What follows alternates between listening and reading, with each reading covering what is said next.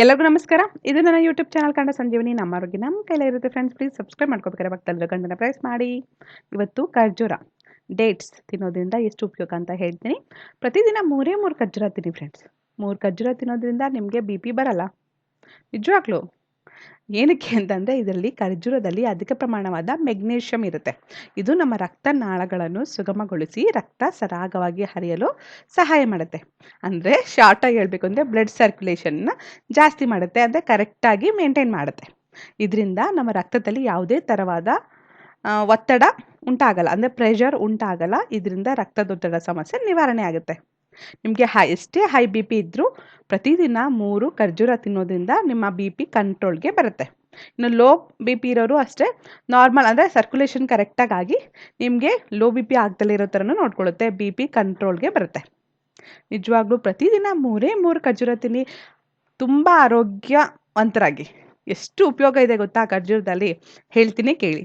ಇದು ಖರ್ಜೂರದಲ್ಲಿ ಪ್ರೋಟೀನ್ ತುಂಬ ಜಾಸ್ತಿ ಇರುತ್ತೆ. ಅದ್ರ ಜೊತೆಗೆ potassium, calcium, copper, iron, zinc, sodium, phosphorus, magnesium, manganese, ಇಷ್ಟೊಂದೆಲ್ಲ ಪೋಷಕಾಂಶ ಇದೆ. ಅದ್ರ ಜೊತೆಗೆ vitamins, vitamin C, vitamin E, vitamin K and vitamin B1, B2, B3, B5 ಇಷ್ಟೊಂದೆಲ್ಲ ಪೋಷಕಾಂಶ ಇರುತ್ತೆ. ಸೊ ಇದು ತುಂಬ ಆರೋಗ್ಯಕ್ಕೆ ಒಳ್ಳೆಯದು. ಡೈಲಿ 3 ಸಾಕು, ಜಾಸ್ತಿ ಅಂತ ಹೇಳ್ತಿಲ್ಲ. 3 ತಿನ್ನೋದ್ರಿಂದ ನಿಮಗೆ ತುಂಬ ಆರೋಗ್ಯಕ್ಕೆ ಒಳ್ಳೆಯದು. ನಮ್ಮ ಹೊಟ್ಟೆಯಲ್ಲಿ ಕ್ಯಾನ್ಸರ್ ಆಗದಲ್ಲೇ ಇರೋ ಥರ ತಡೆಯುತ್ತೆ. ಇನ್ನು ಕರಳಿನ ಕ್ಯಾನ್ಸರ್ ಆಗ್ತಿರುತ್ತೆ, ಹೊಟ್ಟೆಯಲ್ಲಿ ಹುಣ್ಣಾಗ್ತಿರುತ್ತೆ, ಅದೆಲ್ಲನೂ ತಡೆಯುತ್ತೆ. ಕಾನ್ಸ್ಟಿಪೇಷನ್ ಅಂದರೆ ಮಲಬದ್ಧತೆನ ಹೋಗಲಾಡಿಸುತ್ತೆ. ಇದು ಕೊಲೆಸ್ಟ್ರಾಲ್ ಇರಲ್ಲ ಫ್ರೆಂಡ್ಸ್ ಡೇಟ್ಸಲ್ಲಿ, ಅಂದರೆ ಖರ್ಜೂರದಲ್ಲಿ ಕೊಲೆಸ್ಟ್ರಾಲ್ ಇರಲ್ಲ. ಅದಕ್ಕೆ ಅದು ಫ್ರೀ ಫ್ರಮ್ ಕೊಲೆಸ್ಟ್ರಾಲ್. ನೀವು ತಿನ್ನೋದ್ರಿಂದ ನೀವು ದಪ್ಪ ಆಗೋಗ್ತೀರಾ, ಕೊಲೆಸ್ಟ್ರಾಲ್ ಫ್ಯಾಟ್ ಕಂಟೆಂಟ್ ಎಲ್ಲ ಸ್ಟೋರ್ ಆಗುತ್ತೆ ಅನ್ನೋದೆಲ್ಲ ತಪ್ಪು. ಇದು ಫ್ರೀ ಫ್ರಮ್ ಕೊಲೆಸ್ಟ್ರಾಲ್. ಸೊ ಯಾವುದೇ ಥರ ಕೊಲೆಸ್ಟ್ರಾಲ್ ಸ್ಟೋರ್ ಆಗಲ್ಲ. ಜೀರ್ಣಶಕ್ತಿನ ತುಂಬ ಜಾಸ್ತಿ ಮಾಡುತ್ತೆ.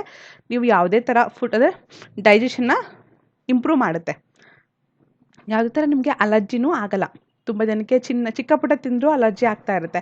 ಸ್ಕಿನ್ ಅಲರ್ಜಿ ಇರ್ಬೋದು, ಇನ್ಫೆಕ್ಷನ್ಸ್ ಆಗ್ತಾ ಇರುತ್ತೆ. ಅದೆಲ್ಲನೂ ತಡೆಯೋದ್ರಲ್ಲಿ ಖರ್ಜೂರ ಮಹತ್ವವಾದ ಪಾತ್ರ ವಹಿಸುತ್ತೆ ಅಂತಲೇ ಹೇಳ್ಬೋದು. ಬೇಗ ದೇಹಕ್ಕೆ ಶಕ್ತಿ ಬೇಕು ಅಂದರೆ ಎನರ್ಜಿ ಬೇಕು ಅಂದರೆ ಡೇಟ್ಸ್ ತಿನ್ನಿ. ನಿಜವಾಗ್ಲೂ ಬೇಗ ಶಕ್ತಿ ಬರುತ್ತೆ.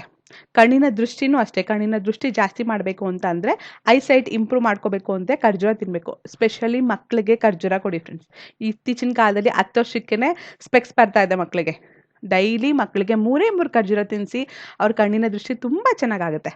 ರಕ್ತ ಜಾಸ್ತಿ ಆಗಲು ಸಹಾಯ ಮಾಡುತ್ತೆ. ಅನಿಮಿಯಾ ಪ್ರಾಬ್ಲಮ್, ಗರ್ಭಿಣಿ ಸ್ತ್ರೀಯರು ಪ್ರತಿದಿನ ಡೇಟ್ಸ್ ತಿನ್ನಲೇಬೇಕು. ಬೇರೆಯವರು ತಿನ್ನಬೇಕು, ಗರ್ಭಿಣಿ ಸ್ತ್ರೀಯರು ಮಾತ್ರ ಅಂತಲ್ಲ, ಬೇರೆಯವ್ರಿಗೂ ಅನಿಮಿಯಾ ಪ್ರಾಬ್ಲಮ್ ಇರುತ್ತೆ. ಅಂದರೆ ರಕ್ತ ತುಂಬ ಕಡಿಮೆ ಇರೋರು ಡೇಟ್ಸ್ ತಿನ್ನೋದ್ರಿಂದ, ಖರ್ಜೂರ ತಿನ್ನೋದ್ರಿಂದ ನಿಮಗೆ ರಕ್ತ ಉತ್ಪತ್ತಿಯಾಗಿ ನಿಮಗೆ ಅನಿಮಿಯಾ ಪ್ರಾಬ್ಲಮ್ ಹೋಗುತ್ತೆ. ಅದ್ರ ಜೊತೆಗೆ ಹೃದಯ ಸಂಬಂಧಿ ಕಾಯಿಲೆನೂ ಕಡಿಮೆ ಆಗುತ್ತೆ. ಯಾವುದೇ ಥರ ಪ್ರಾಬ್ಲಮ್ಸ್ ಆಗಲ್ಲ ಹೃದಯಕ್ಕೆ. ನಿಮಗೆ ಕಿಡ್ನಿ ಸಮಸ್ಯೆ ಇದ್ದರೂ ದೂರ ಆಗುತ್ತೆ. ಕಿಡ್ನಿ ಸಮಸ್ಯೆ ಬರ್ದಲ್ಲಿರೋ ಥರ ತಡೆಯುತ್ತೆ. ಲಿವರ್ನ ಆರೋಗ್ಯವಾಗಿಡುತ್ತೆ. ಕರಳನ್ನು ಅಷ್ಟೇ, ಕರಳು ರೋಗ ಬರುತ್ತೆ, ಕರಳಿಗೆ ಪ್ರಾಬ್ಲಮ್ಸ್ ಬರ್ತಾ ಇರುತ್ತೆ. ಅದೆಲ್ಲದನ್ನು ತಡೆಯುವಂಥ ಶಕ್ತಿ ಖರ್ಜೂರಕ್ಕಿದೆ. ಮೂಳೆನೂ ಅಷ್ಟೇ, ನಿಮ್ಮ ಮಕ್ಕಳು ಗಟ್ಟಿಮುಟ್ಟಾಗಿರಬೇಕು ಅಂದರೆ ಪ್ರತಿದಿನ ಖರ್ಜೂರ ತಿನ್ನಿಸಿ. ಅವ್ರ ಬೋನ್ಸ್ ತುಂಬ ಸ್ಟ್ರಾಂಗಾಗಿ ಹೆಲ್ತಿಯಾಗಿರಬೇಕು ಅಂತಂದರೆ ಖರ್ಜೂರ ತುಂಬ ಚೆನ್ನಾಗಿ ಹೆಲ್ಪ್ ಮಾಡುತ್ತೆ. ಅದ್ರ ಜೊತೆಗೆ ಹಲ್ಲು ವಸಡು ಗಟ್ಟಿಯಾಗಿರಬೇಕು, ಆರೋಗ್ಯವಾಗಿರಬೇಕು ಅಂತಂದರೆ ಖರ್ಜೂರ ತಿನ್ನಬೇಕು.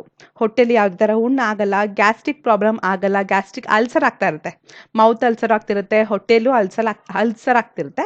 ಅದೆಲ್ಲದನ್ನು ತಡೆಯುತ್ತೆ. ಇನ್ನು ಡಿಸೆಂಟ್ರಿನೂ ಕಡಿಮೆ ಆಗುತ್ತೆ ಫ್ರೆಂಡ್ಸ್. ಇನ್ನು ಆ್ಯಂಟಿ ಆಕ್ಸಿಡೆಂಟ್ ಪ್ರಾಪರ್ಟಿ ಇರುತ್ತೆ, ಆ್ಯಂಟಿಬಯೋಟಿಕ್ ತುಂಬ ಪ್ರಾಪರ್ಟೀಸ್ ಇರೋದ್ರಿಂದ ಇದು ನಮಗೆ ಯಾವುದೇ ಥರ ಬೇಗ ರೋಗಗಳು ಬರ್ದಲೇ ಥರ ತಡೆಯುತ್ತೆ. ಅಂದರೆ ಇಮ್ಯುನಿಟಿ ಪವರ್ನ ಜಾಸ್ತಿ ಮಾಡಿದೆ, ರೋಗ ನಿರೋಧಕ ಶಕ್ತಿನೂ ಜಾಸ್ತಿ ಮಾಡುತ್ತೆ. ಯಾವುದೇ ಥರ ಇನ್ಫೆಕ್ಷನ್ಸ್ ಆಗ್ದಲೇ ಇರೋ ಥರ ನೋಡ್ಕೊಳ್ಳುತ್ತೆ. ಆ್ಯಂಟಿ ಕ್ಯಾನ್ಸರ್ ಲಕ್ಷಣವೂ ಇರುತ್ತೆ ಫ್ರೆಂಡ್ಸ್. ಸ್ಟ್ರೋಕ್ ಆಗ್ದಲೇ ಇರೋ ಥರನೂ ತಡೆಯುತ್ತೆ. ಒಂದು ಮೇಯ್ನಾಗಿ ಹೇಳ್ತೀನಿ ಫ್ರೆಂಡ್ಸ್, ಆದಷ್ಟು ಹಸಿ ಖರ್ಜೂರ ಬೇಡ, ಒಣ ಖರ್ಜೂರನ ಪ್ರಿಫರ್ ಮಾಡಿ. ಏನಕ್ಕೆ ಅಂದರೆ ಹೊರಗಡೆ ನಿಮಗೆ ರೋಡ್ ಸೈಡಲ್ಲೆಲ್ಲ ಇವಾಗ ಖರ್ಜೂರ ಸಿಗ್ತಾ ಇದೆ. ಖರ್ಜೂರದಲ್ಲಿ ಅದು ಸ್ವೀಟಾಗಿರಬೇಕು ಅಂತ ಜಾಸ್ತಿ ಸ್ವೀಟ್ನರ್ ಹಾಕಿ ಏನೇನೋ ಕೆಮಿಕಲ್ಸ್ ಅವೆಲ್ಲ ಮಿಕ್ಸ್ ಮಾಡ್ತಾ ಇದ್ದಾರೆ. ಸೊ ಆದಷ್ಟು ಹಸಿ ಖರ್ಜೂರ ಬೇಡ, ಒಣ ಖರ್ಜೂರನ ಪ್ರಿಫರ್ ಮಾಡಿ. ಒಣ ಖರ್ಜೂರನೂ ಅಷ್ಟೇ ರಾತ್ರಿ ನೆನೆಸಿ, ನೀರಿನಲ್ಲಿ ನೆನೆಸ್ಬೇಕು. ಬೆಳಗ್ಗೆ ಅದು ನೆಂದಿರುತ್ತಲ್ವ ಅದನ್ನು ಆವಾಗ ತಿನ್ನಬೇಕು. ರಾತ್ರಿ ನೀರಲ್ಲಿ ನೆನೆಸಿ ಬೆಳಗ್ಗೆ ಆ ಒಣ ಖರ್ಜೂರನ ತಿನ್ನಬೇಕು. ಹೀಗೆ ತಿನ್ನೋದ್ರಿಂದ ನಿಮಗೆ ಇಷ್ಟೊಂದೆಲ್ಲ ಉಪಯೋಗ ಆಗುತ್ತೆ.